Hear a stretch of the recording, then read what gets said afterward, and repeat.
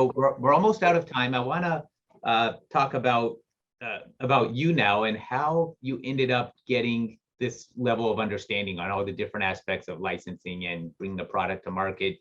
And then one thing that I always find interesting, like I get asked all the time, like, how are you branded as the patent professor? And that's, you know, in my case, that's what I was an adjunct professor at Nova Law School and known as the patent professor. And then in my practice, the name just carried. But tell us about your background. And then I'm very curious about the Inventor Lady and how that ended up becoming your brand. Well, many, many years ago, over 15 years ago, I met a gentleman dressed in a clown suit at a Denver Metro Chamber event, and he reached out to the aisle and grabbed me. And we chatted a little bit and everything. Super nice guy, ex-rocket scientist.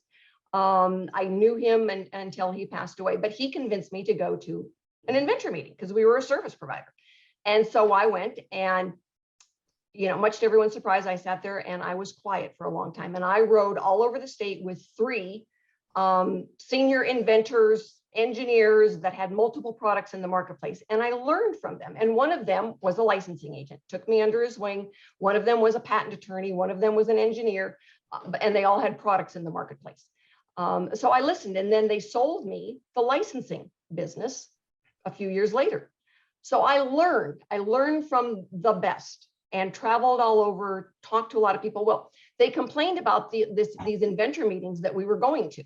You know, in the old days, we did it like this. And, you know, we used to do it like this. And we never charged this much money. And I go, gentlemen, this is not rocket science. And I was, you know, kind of poking fun at them because they were all ex-rocket scientists.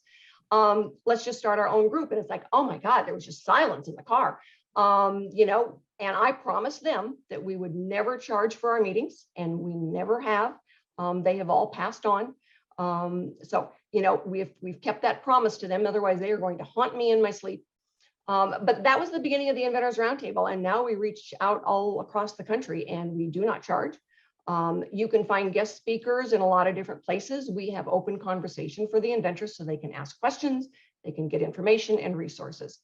And I was down at the Denver Metro Chamber one day, and, you know, at the front desk, and a gentleman walked up to me and he goes, I know you, you're that Inventor Lady. It's like, it works for me. And I went back to my desk, and inventorlady.com was available, and here we go. The rest is history, as they say. The rest is history. Yep.